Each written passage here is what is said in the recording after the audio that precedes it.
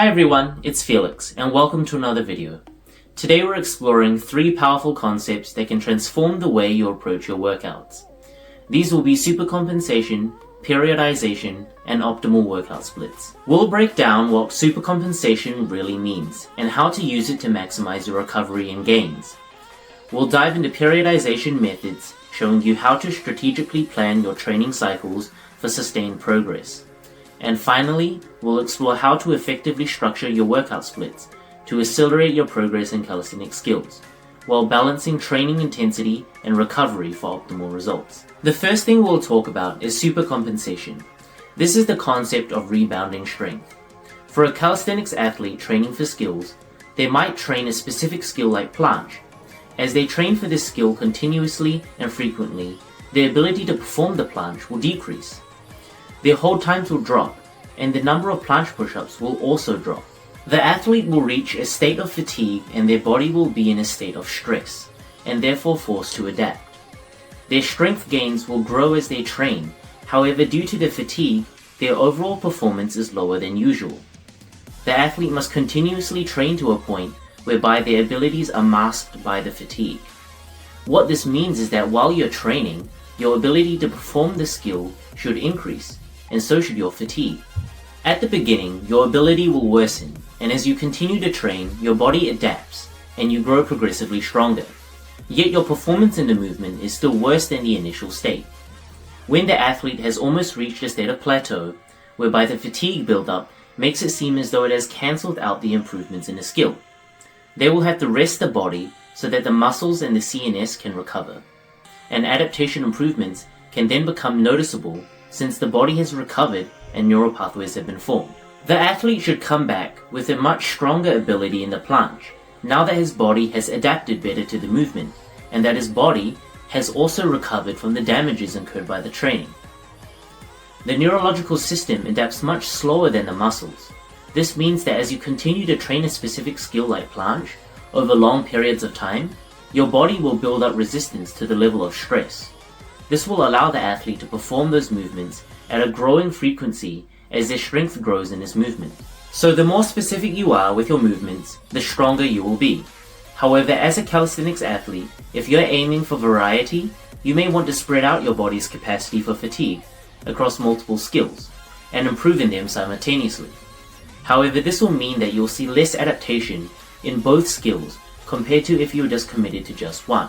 You can organize this approach of training into cycles, specifically the conjugate method of periodization. At an elite level, whereby the athlete is performing strength movements such as Maltese, Entrada d'Angel, or front lever touch, your body will be under a high amount of stress due to the high intensity of the exercise, which is a good thing, because at that level, your nervous system and muscles require a very high stimulus in order to encourage adaptation. As a result, your body will require a significant amount of time to recover from performing these highly taxing movements.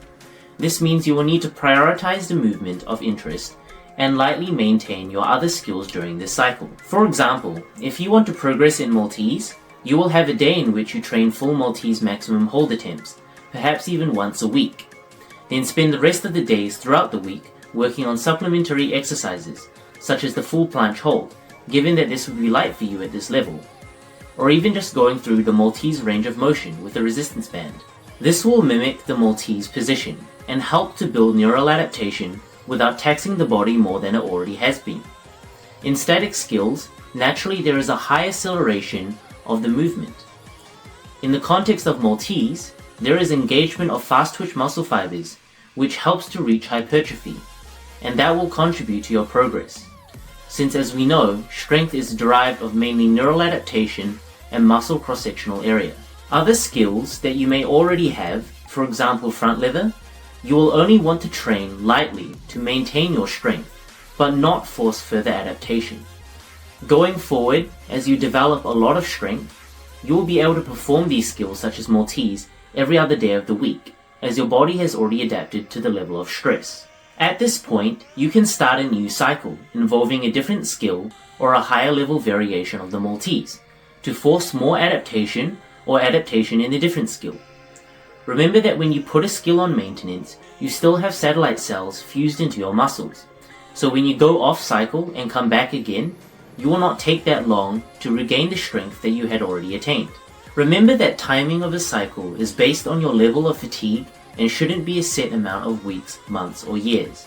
Your lifestyle and body is always changing, and you will need to accommodate for those changes. If a cycle must be cut short, cut it short. If it should be prolonged, then prolong it. But remember to take a deload week of resting while keeping mildly active by doing prehab and rehab work, or even foam rolling. The goal of a deload week is for your body to recover. After a deload week, make sure to also have a maximal strength testing session to understand the new level of strength you have attained. This is so you can make a new decision on your next cycle. Remember that as a professional calisthenics athlete, cycles can potentially go on for months to even years, depending on the goals of the athlete.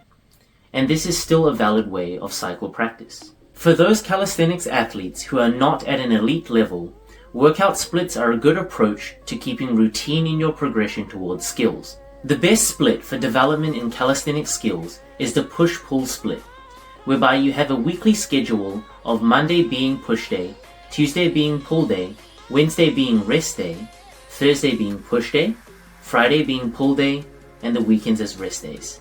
This allows you to put all pushing muscle groups involved in planche or handstand push-ups in one single day, and all pulling muscle groups involved in front lever or one-arm pull-ups in another full single day, allowing you to reach a higher volume, intensity, and hypertrophy, therefore enforcing more neural adaptations because you will be continuously performing the same movements. You also allow for a 48-hour period rest between each push and pull day workout, which allows for protein synthesis to take place and rebuild your muscle fibers, and glycogen replenishment in the muscles.